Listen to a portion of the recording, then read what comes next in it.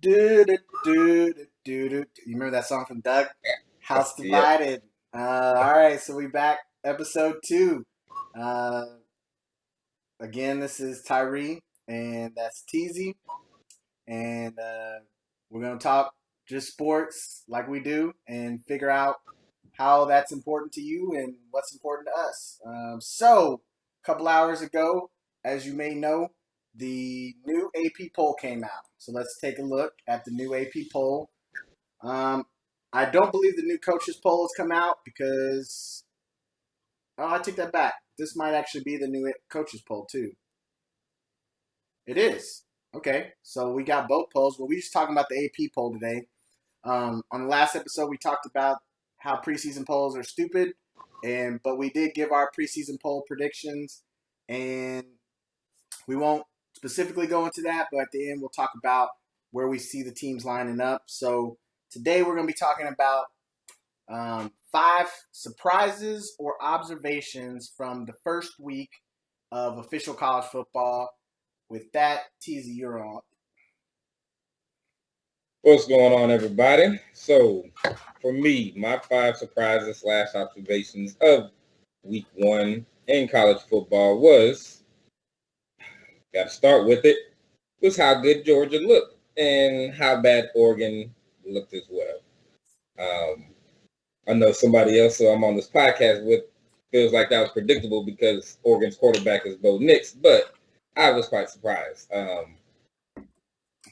felt like they were going to be better than what people gave them credit for offensively, but I didn't see them looking and playing like that. My second observation of the week is, for me, got to be a homer, is how well Texas defense looked. We got pressure, sacks, made plays on the ball, made plays outside of the running game, offense, defense, with special teams. So I enjoyed seeing that. Third So, so observation. for most of y'all, you didn't get to see that game because it was on the Longhorn Network that nobody subscribes to. Anyways, third observation for me was because going back to last week's show or podcast, I thought Utah was destined for great things this year. So my third observation was obviously just flat out Utah losing that game. Surprised the heck out of me. Again, fourth, my observation was, for me, it was quite surprising how Ohio State looked. I expected them to come out the gates better. I know they were replacing a few people at positions, but with how they always fill things in, I thought they would look a lot better than they did, even though they were playing a quote-unquote tough opponent, even though I consider them that. Was surprised about how they looked about that. And fifth, for me, was actually how long that Dabo Swinney stuck with DJ as his quarterback, because they were looking bad for a very, very long time, and it took some plays to get things going the right way in their favor. But I was surprised that he did stick with them for that long, because I do feel like the case for when the kid is going to be better, and I was just surprised by that. And I guess as a bonus, I'm trying not to overreact to how LSU looked, but they look terrible. They look awful to me. So those are my 5 observations slash thoughts, surprises. Yeah. So on the Ohio State thing, I, did you watch that game? All of that game? Not all of it. No, I didn't. So the first half, I felt like the CJ and the receivers were definitely not on the same page. As the game started getting along, they started kind of figuring out. You could see a couple times. There was one we were watching. The Harrison did a comeback, and CJ appeared to have thought he was going to open up on the inside, and so he threw it Yeah. on the inside, and Harrison just came straight back on the route. And so you could see there were little things where they just don't really have a good vibe yet. They don't really know. I know you're going to be at this spot, so I'm going to throw it here kind of vibe. But then as the game started going on, I felt like they got better about it. Um, And that's the thing, I guess, about playing a tougher opponent in week 1, is that you don't get to just have a tougher practice, I guess you could say. So try not to overreact to that as well, too. But I think they'll be fine in the long run. But I was just surprised to see how slow they did start. Yeah, I did it. So yeah, I had them as my true number 2. So I figured they were going to come out and just blow out Notre Dame. I fully expected 55-0, and I didn't think nothing, but I expected 55 for sure. I yeah, agree. yeah. So I didn't expect them to struggle as much as they did. I mean, So I agree with that. The Oregon thing, I can't believe I missed that Bo Nix was their quarterback. If I'd have known Bo Nix was their quarterback, if I'd have remembered that, that would have completely changed my outlook on how Georgia was going to play that game. Because yes, Bo Nix is terrible. I'm sorry if you saw this, Bo Nix, but you're terrible. You should. My wife said you should get into car salesman already. Like so. Yeah, he did not come out play well, and they were like trying to rally him, and the announcers were trying to say these great things about him, but you could tell for like in the second quarter, the team basically felt like, all right, coach, why is he in here? Like, dang, this is our starter, this is our best option. Like, he just made some terrible decisions, as one would say. Yeah, he for some reason I had this vision that Oregon had a quarterback that they were bringing back, and that's what led me to erroneously pick them to be better than they were. So that was my mistake. If you saw that video and you used that to bet, I hope you didn't because that was a terrible pick on my part. And when Yeah, I agree as far as I didn't remember Bo Nix was a quarterback either, so I'm not exactly sure why I had him ranked, but yeah, yeah, it was not a good choice. yeah, that one's gonna haunt me from when we look at the preseason polls. All right, but other than that, I mean, I don't got no grievances with what you got. So my 5 surprises or observations for the weekend. Number 1 is Georgia is back. I know Texas likes to claim it every year, but Georgia is actually back. 2 shots in Texas. um, this dismantling of Oregon. Now we just said Oregon wasn't any good, but it also was how good Georgia looked. Like I expected Georgia's offense to be not good, and Stetson Bennett was throwing the ball around the field and looking good doing it. And so their offense looked way better than I expected it to be. I expected their defense to be good. I didn't expect it to be that good, but I expected them to be good. So that was a surprise to me. Has he played himself into Stetson Bennett, an NFL quarterback prospect? He's gonna get drafted. I don't know about a true prospect where somebody's gonna like think of him as a first or second rounder, but he's definitely looking like he could be somebody that somebody will pay on their roster, like a Chase Daniels or a trying to think of another career backup that's better than Chase Daniels, but he could be like a Matt Barkley.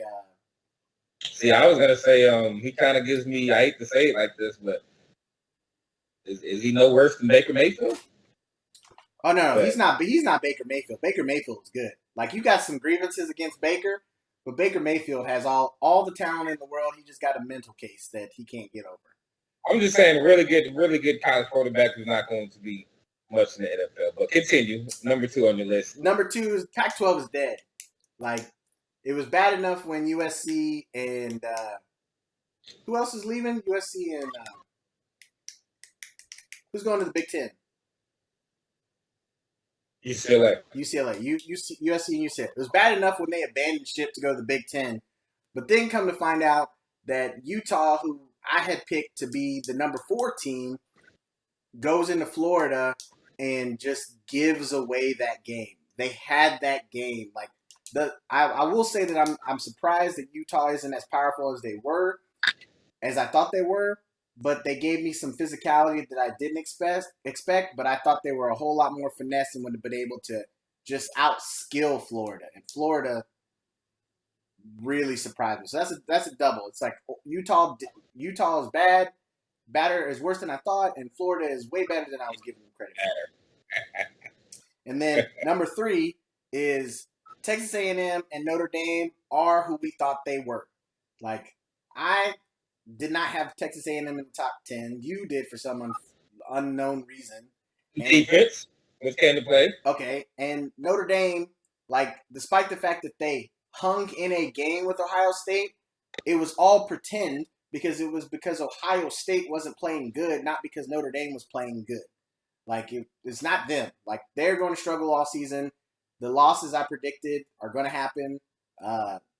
Appalachian State put 61 on Notre Dame. I bet on not on Notre Dame, on UNC. I bet Notre Dame can't even put up them kind of numbers against UNC. So fully expect them to fail. Texas A&M looked bad in my opinion. I'm a Texas A&M fan, So it's hard for me to see my team struggling, but offensively we look terrible. So I am not.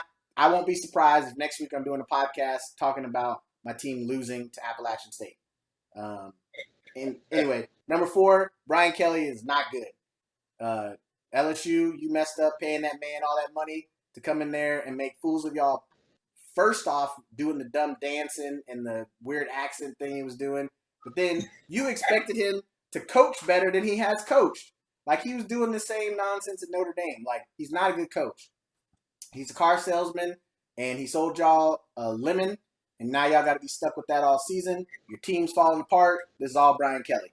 And last, the Big 12 is wide open. I didn't think Oklahoma's offense was going to pick up where they left off, but they did pretty good. Their defense looks a whole lot better. There were multiple times in that game on Saturday where the defense knew what they were doing. If you've watched any OU football in the past 6 years, usually while the snap is happening, the players are looking around like, what's the play call? And OU was lining up, knowing what they're doing, making good reads. It was a completely different OU defense. The offense isn't as dynamic as it was under Lincoln Riley, but they're good enough. That quarterback, Dylan Gabriel, whatever his name is, he looked competent. He doesn't look like he's going to win the Heisman, but he looks like he can get the football to the people that they have on the team, and that's all you really need out of the quarterback. So I expect OU to do good enough. They're probably going to be right in the thick of it in the Big 12. Baylor looked really good. Oklahoma State for one half looked really good. The last quarter, I'm not sure what happened there. Texas Tech won. Kansas won. Like, what in the world? Even those bums in Austin put on a show at some point. So I honestly, I don't think any of those schools are really in the run for it. I think it's really Oklahoma State, Baylor, but Texas will put up a fight probably if they can get a whole team out of next Saturday's game, because I fully expect them to be all in the hospital, in the ambulances, riding out there as they get mauled by Alabama coming to town. Let's not speak of that game. So, any issues? I have no grievances with what you said. Only thing I'm most surprised by is the Pac-12 getting no love. So obviously you haven't been listening to Colin Cowherd, and you don't have the love for USC that he does. They did surprise me, like the way they looked. Not that they beat up on poor helpless Rice, but just the way that it looked like they had been doing this under Lincoln Riley for years. Like this didn't look like it was brand new to them. So they put in the time. I mean, the offense looked fine. The defense, obviously, getting 3 pick sixes. It's not going to happen every week. So that they'll get over that. But the fact that the offense looked smooth. Jordan Addison and Caleb Williams looked like they had been playing together for years. He seemed to know where he was going to be. He made Caleb Williams look like a good quarterback on Saturday, and not just a backyard quarterback. Well, the Texas last year, so not the hardest thing to do. All right, so let's take a peek at last week. You ready for this? Yeah. Boom! Let's look at how terrible these lists looked. Woo! Man, I had Oregon in my top 7. Pac-12, Utah at 3. All foolery picks. So where did we line up with what happened? Let's see. Bama at 1, Georgia 2. Oh, they moved up. Ohio State dropped down. Michigan 4. Clemson dropped down. Texas A&M stayed the same. I don't agree with that. Oklahoma moving up 2. Notre Dame only down 3. Baylor up 1. And USC has moved up 4 spots into the top 10. Wow. Okay. So, getting back to our list. What are you picking now? So top 10 for this week for me is I have Bama at 1. I have Georgia at 2. I do have Ohio State at 3. For me, So you got go back. You said you got Bama, Georgia, Ohio State. all right. So let me Bama, Yeah, Georgia. look at my play. Yeah, look at that horrible number. Goodness, Utah, they did me in. Yeah, they did everybody. So I mean, it is what it is. Let's see. Got to shoot shit up. All right. So you got Georgia number 2. Yeah, Okay. Who you got 3? Ohio State. Okay. Same as me. Who you got 4? For me, this is where, like I said, it's hard for me to always differentiate and how to do these polls and how I'm feeling. But I'm not going to take so much of the eye test into it right now. And for me, I just have to go number 4 with the Aggies. What?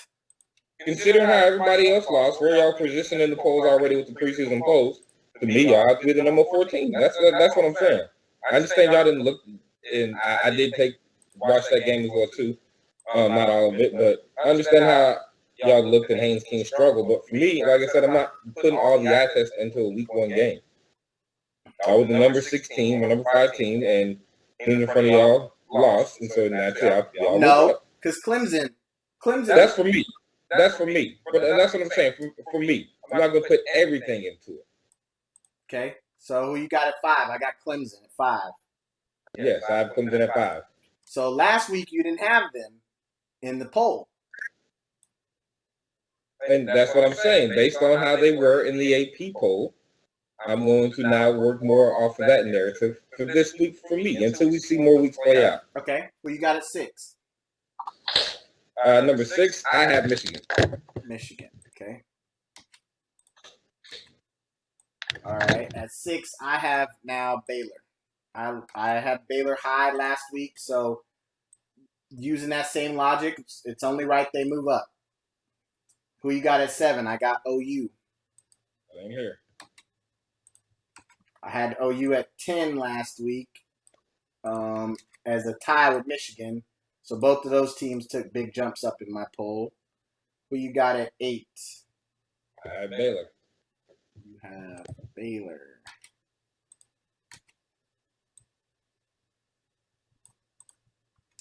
And I have, where are they? Utah. I still think Utah has a clear path through the Pac-12. So they took that early season loss, but they'll be able to come back later on in the season. At 9, I got Okie State. I didn't watch the end of the game, so I'm not certain what happened there. But the way they played in the first half gave me a strong feeling that they are legit. And who you got at 10? NC State.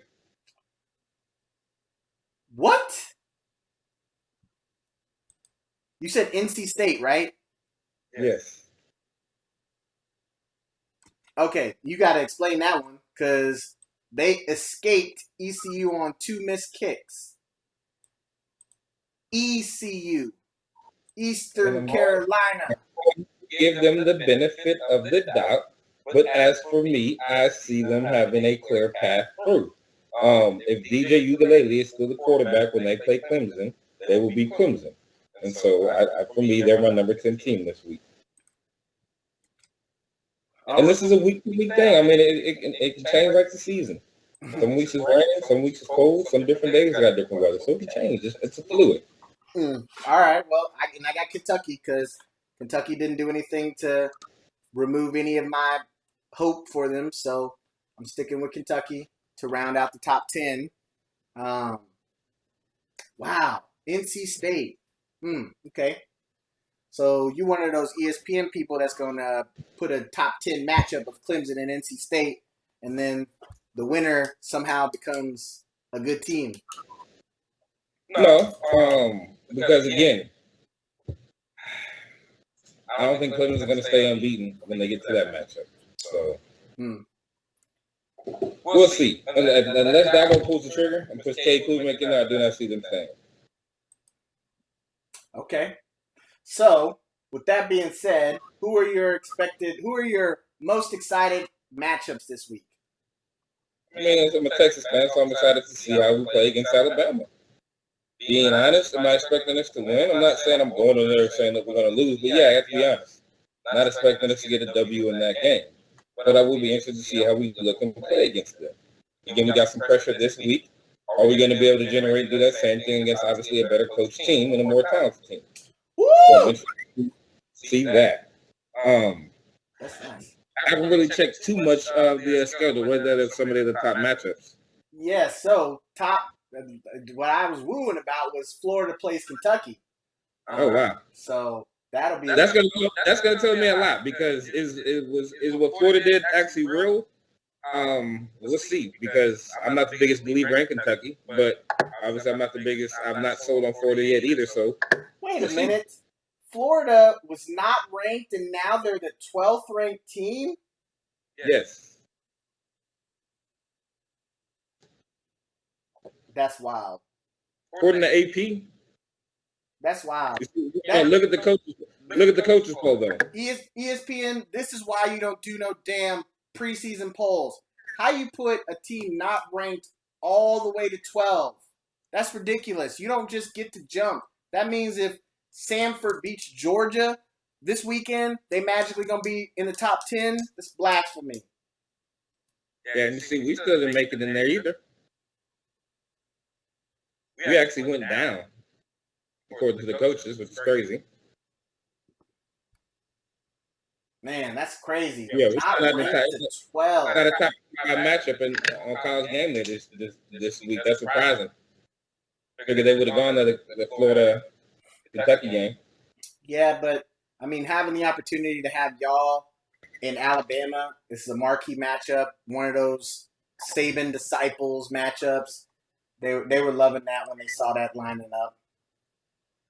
They were probably hoping y'all would be in the top something so that way they could boost it up even more. But yeah, so my most excited matchup, aside from obviously A&M, hopefully putting a slacking on Appalachian State, is this Kentucky-Florida matchup. That's a nice one.